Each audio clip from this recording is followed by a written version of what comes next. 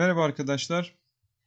Bu videoda Django ve Framework üzerinde yazılmış bir web uygulamasında birim testi ve entegrasyon testi nasıl yazılabilir? Aralarındaki fark nedir? Bundan bahsedeceğim. Tabii ki entegrasyon testinde kullanabilmek adına bir de veri tabanını dahil etmek için PostgreSQL kurulumu yapacağız. Bulut üzerinde bir sanal makine oluşturdum ve bu sanal makineye SSH üzerinden bağlanacağız. Evet, bağlantımızı gerçekleştirdik. Şimdi önce tabii ki güncelleştirmeleri yapalım. Yükseltmeleri yapalım. Evet, kurulumlar tamamlandı. Tabii Django Web projesini bir sunucu üzerinde ayağa kaldırmak için Nginx ve Gunicorn kullanacağız. Bunların daha önceki videomda aslında nasıl kurulumu yapıldığını adım adım göstermiştim. Dolayısıyla bu kısımları birazcık daha hızlı geçeceğiz bu videoda. Çünkü bu videonun amacı aslında birim testi ve entegrasyon testinin Django Web Framework üzerinde irdelenmesi şeklinde söyleyebiliriz. Şimdi hızlı bir şekilde Nginx'i kuracağım. Evet, Nginx'i kuralım. Kurulum tamamlandı. Şimdi de Nginx sunucusunu başlatalım. Evet, şimdi Gunicorn'u kuracağız. Ve PostgreSQL'i kuracağım. Tabii ki bunların hepsini aynı sanal makineye kuruyorum. Bu bir deneme uygulaması olduğu için bunu gösterebilmek adına. Evet, veri tabanı kurulumu da tamamlandı. PostgreSQL'de kurmuş olduk. Tabii şimdi veri tabanını oluşturabilmek adına varsayılan PostgreSQL kullanıcısına geçiş yapmam gerekecek. Bunun için de e, şu şekilde bir komut girebiliriz. Ve MyDB isminde bir veri tabanı oluşturacağım.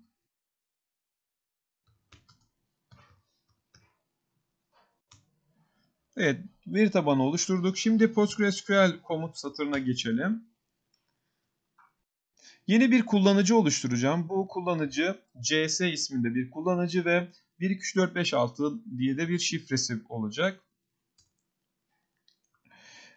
Kullanıcıya aslında bu oluşturmuş olduğumuz yeni veri tabanında bütün yetkileri vereceğim.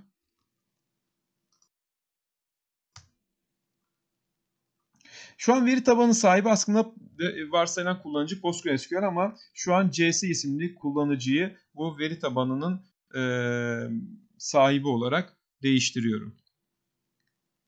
Evet, buradan şu anlık çıkabiliriz. Ve tekrar MFA kullanıcısına geri dönelim. Evet, tekrar burada bir güncelleme yapmakta fayda var. Şimdi de Django kurulumunu yapacağız ve basit bir Django web projesi oluşturacağız. Burada da yine daha önceki videomda Django'nun temellerini ve nasıl bir web uygulaması oluşturulması gerektiğini bahsettiğim videoma bakabilirsiniz. Önce Django'yu kuralım. Evet, Django kuruldu. Şimdi yine gerekli bir kütüphaneyi burada kuracağız.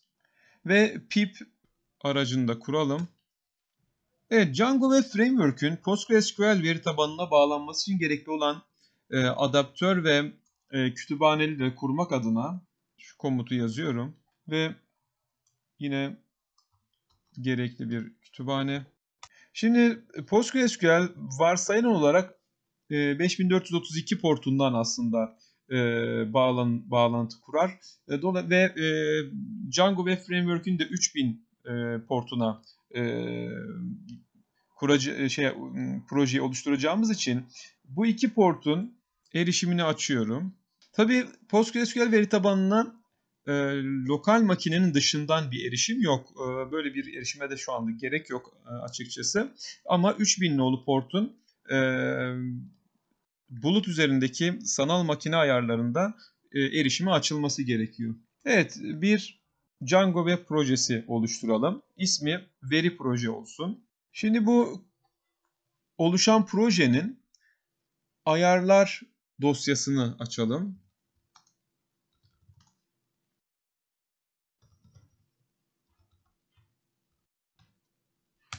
Settings Py dosyasını açıyorum. Ve bunun içerisinde ilk başta veri projeyi bir uygulama olarak buraya eklememiz gerekecek. Veri projeyi buraya ekliyorum. Ve veri tabanı bağlantısının ayarlarında yine şu kısma gireceğiz. Evet, PostgreSQL olduğu için burayı PostgreSQL olarak değiştiriyorum. Veri tabanın ismi MyDB'di. Dolayısıyla bunu da MyDB olarak yazıyorum. Yine kullanıcı CS'ydi.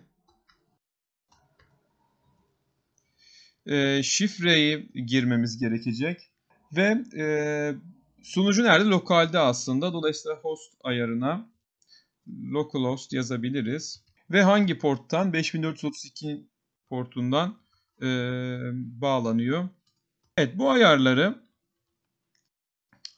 girdiğimiz zaman artık Django'dan PostgreSQL veri tabanına, sunucusuna, MyDB veri tabanına CS kullanıcı adıyla bağlanabiliriz. Tabi burada modeli biz proje içerisinde oluşturup dolayısıyla migrate yaptığımızda o modeldeki tablolar PostgreSQL veri tabanı içerisinde oluşacaktır. Şimdi bundan çıkabiliriz kaydedip. Daha sonra bir models dosyası oluşturmamız lazım. Yine sudo nano. Buraya veri proje klasörünün içerisine models.py dosyası oluşturuyorum. Bu dosyanın içerisine örnek olması açısından bir tane öğrenci modeli ekleyeceğim. Bu öğrenci modelinin ID, ismi, bir final notu, bir tane de işte oluşturulma tarihi, girilme tarihi gibi düşünebiliriz. Bu şekilde alt alanların olan bir öğrenci modeli oluşturuyoruz. Tabii bunu biz veri tabanına gönderdiğimizde bir öğrenci veri proje student diye bir model olacaktır. Bunu da kaydedip çıkabiliriz. Şimdi buradan veri proje klasörünün içerisine girelim ve migration'ları yapıp modeli veri tabanında oluşturalım. Make migrations diyerek bu şekilde burada gördüğünüz gibi student modelinin oluştuğunu görebiliriz. Tabii ki bir de bu migrate komutuna girdikten sonra veri tabanına aslında temel tablolarda eklenmiş olacaktır. Bu şekilde OK mesajlarını görüyorsak tablolar oluşmuş demektir. Bunu kontrol etmek için tekrar Postgres kullanıcısına geçiş yapacağım. Ve buradan MyDB veri tabanına bağlanmamız lazım. Tabii CS kullanıcısıyla veri tabanına bağlanıyorum. Dolayısıyla bu şekilde bir komutla MyDB localhost'ta bulunan sunucusu localhost olan veri tabanı ismi ve MyDB olan ve CS kullanıcı adıyla bağlanıyorum. Tabii benden şifreyi istiyor. Şifreyi girdikten sonra bu şekilde ekran geliyorsa bağlandığımızı gösteriyor. Şimdi tabloların oluştuğunu görmek için dt komutunu girebilirim. Ve burada gördüğünüz gibi bunlar aslında projenin tabloları. Ve bizim en sondaki tablo bizim kendimizin girdiği model student modeli veri proje student olarak oluşmuş. Burada veri proje student'ın sütunlarını görmek adına da bu şekilde bir komut girebiliriz. Evet, gördüğünüz gibi ID, isim, final notu ve oluşturma tarihi görünebiliyor. Şimdi deneme veri ekleme adına 3 tane deneme veri ekleyelim. Bu şekilde işte Veli, Ayşe ve Ceren olarak 3 tane veri ekliyorum. Ve gerçekten eklenmiş mi bunu kontrol etmek için de bir select sorgusu girelim buraya. Gördüğünüz gibi 3 tane veri eklendi. Evet, buradan Q ile çıkabiliriz ve tekrar MFA kullanıcısına geçiş yapıyorum. Evet, tekrar MFA kullanıcısına geçiş yaptık. Şimdi yine veri proje klasörüne gidelim ve burada bir hızlı bir şekilde template isimli bir klasör oluşturalım. Burada tabii Django'nun temel bu basit bir proje oluşturma açısından temel ayarlarını gireceğim ama dediğim gibi detayını daha önceki videomda bulabilirsiniz. Veri proje içerisindeki urls.py dosyasını güncelleyelim. Buraya bir include kütüphanesine ekleyeceğim. Buraya da gelen istekleri templates içerisindeki urls'e gönderecek kodu ekliyorum. Evet, buradan çıkabiliriz. Kaydedip çıkabiliriz. Şimdi veri proje içerisinde aslında testleri de yazacağım. Testlerini yazacağım. Tools Python bir dosyası oluşturacağım. Yine bu şekilde Python dosyasını oluşturuyorum. Ve bunun içerisine öğrenci listesi gönderildiğinde onların ortalama notunu hesaplayan bir fonksiyon yazacağım. Ortalama notu hesaplıyor. Öğrenci listesini alıyor. Bütün notları toplayıp uzunluğa bölerek ortalamayı buluyor. Evet, buradan da yine kaydedip çıkabiliriz. Şimdi templates klasörü içerisinde bir views.py dosyası oluşturacağım. Ve bunun içerisine de URL'nin göndermiş olduğu isteği index.html ile öğrenci listesini ekrana basarak aynı zamanda ortalamasını da ekrana basarak bir görüntü getirmiş oluyor. Ve burada dikkat ederseniz okuduğumuz yer aslında Student Objects All dediği nereden okuyor aslında? Veri tabanından okuyor. Veri tabanından okuyup Students isimli bir değişkene atıyor ve Calculate Min yazmış olduğumuz Tools Python dosyası içerisindeki fonksiyondu. Bu da ortalamayı hesaplıyor ve biz bu isteği index.html içerisine öğrenci listesi ve ortalamayı gönderiyoruz. Yine kaydedip çıkabiliriz buradan. Templates içerisine urls Python dosyasını oluşturuyorum. Gelen istekleri demin yazmış olduğumuz Views'e göndermesi için bu şekilde bir kod yazıyoruz. Ve yine burada da kaydedip çıkabiliriz. Şimdi basit bir index.html oluşturacağım. Nerede? Templates içerisinde index.html dosyası oluşturuyorum. Burada aslında basit anlamda bir tablo ve altında da ortalamasını yazacağı bir HTML sayfası olacak. Bu şekilde görebiliriz. Burada isim, final notu ve tarihi yazıyor. En altta da final ortalaması yazıyor. Bu şekilde bir HTML sayfası kaydedip çıkabiliriz. Evet, tekrar ayar dosyasına geri gidelim. Ve burada debug aslında geliştirme ortamı açısından kullanılır. Normalde production'da bunun aslında false olması gerekiyor. Ve buraya sunucunun IP adresini yazıyoruz. Sanal sunucunun. Sanal makinenin. Yine altta klasörleri belirttiğimiz yer var. Orayı da değiştireceğiz. Evet, bir de zamanla ilgili bir hata almamamız için aşağıda time zone kısmı var. Use time zone. Burayı false yapıyorum. Evet, kaydedip çıkalım. Şimdi G-Unicorn ayarlarını yapma kısmına geliyorum. Hızlı bir şekilde burada bir tane conf isminde bir klasör oluşturacağım. Ve bunun içerisine aslında bizim G-Unicorn'un ayarlarının bulunduğu bir dosya oluşturacağız. Ve bunun içerisine bu ayarları giriyoruz. G-Unicorn'un konumunu, bizim projenin konumunu ve sanal makinenin IP adresi ve hangi porttan çalışacağı ve kaç işçi olacağı bunları girmiş oluyoruz. Kaydedip çıkabiliriz. Şimdi burada G-Unicorn soket dosyasını da ayarlayalım. Evet, önce burada da işte G-Unicorn socket ile ilgili detaylar bulunuyor. Kaydedip çıkabiliriz. Şimdi G-Unicorn Service dosyasını ayarlayalım. Evet, buradaki Working Directory'nin ve user'ın doğru olduğuna emin olmanız gerekiyor.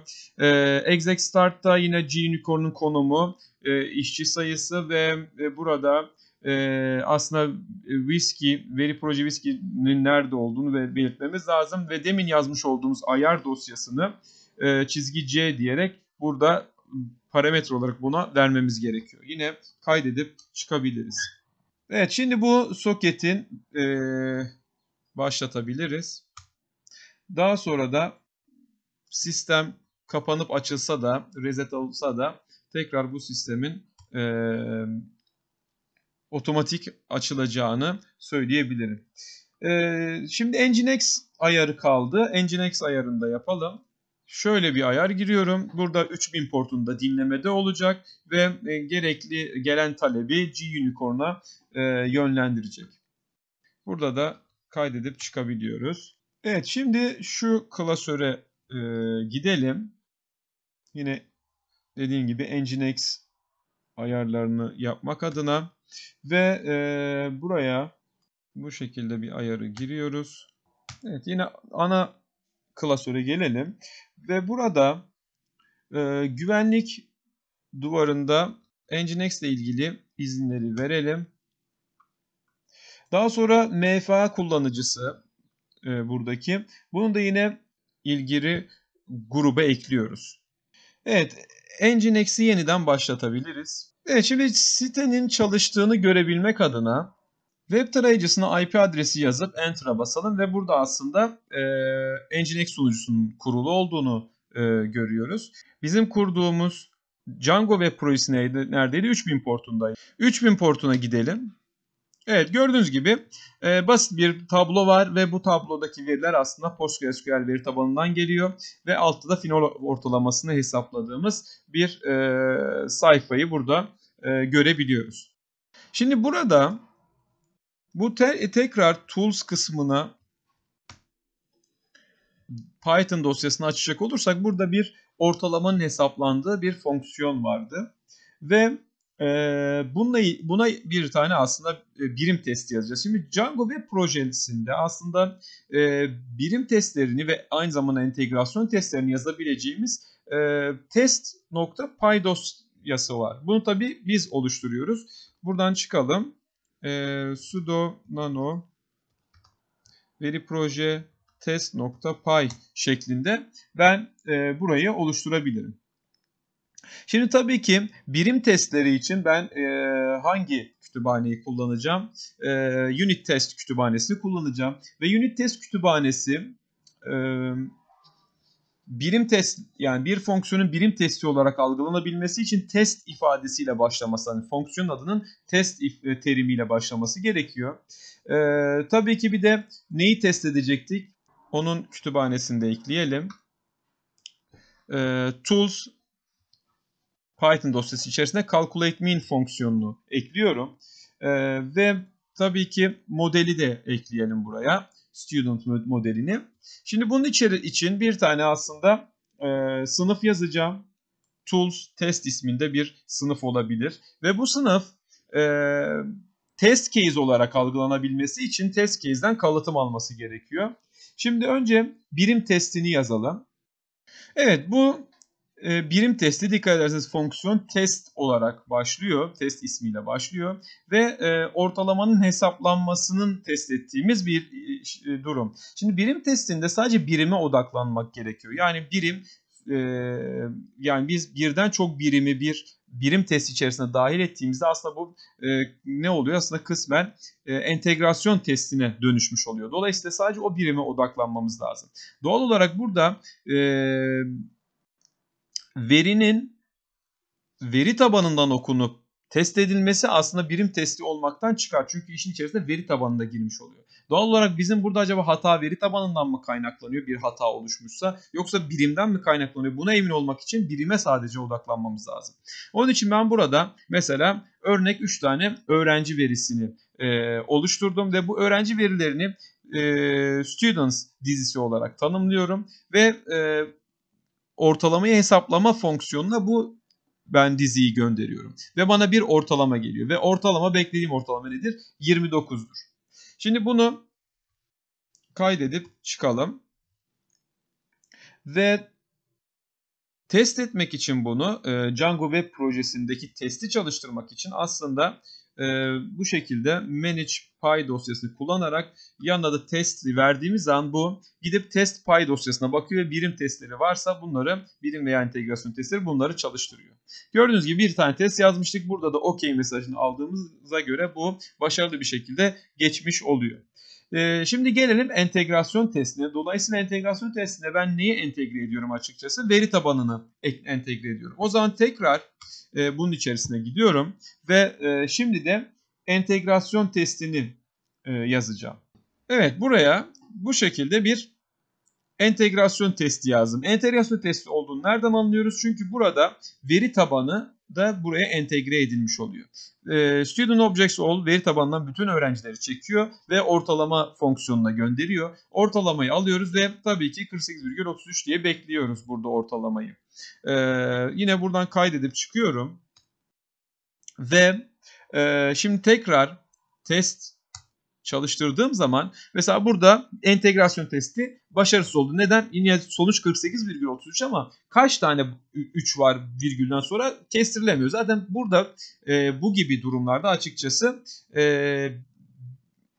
testin bize vermiş olduğu toleransı kullanmamız lazım. Ben tekrar bu dosyayı açıyorum ve burada assert equal birebir aynı değerin eşit olmasına bakacaktır. Onun yerine biz assert almost equal'u kullanabiliriz. Assert almost equal. Burada yine ortalamayı verdim. Kaç tane virgül 3 olduğu önemli değil. Mesela benim için toleransım hani 48'i bulması yeterlidir. Onun için burada nasıl veriyoruz? Bunu delta ile veriyoruz. Delta 0,5 verdiğim zaman bu şu demek aslında artı eksi 0,5 toleransı var demektir ve 48,5'e kadar ya da 48 eksi 0,5'e kadar bu test başarılı olacaktır. Demek ki çünkü gördüğünüz yani kaç tane 3 var onu bilemeyeceğim için burada böyle bir hani virgülden sonra 12 tane 13 tane 3 olsun olmasın bunun kontrolünü yapmasının aslında çok bir önemi yok. Bunu tekrar kaydedip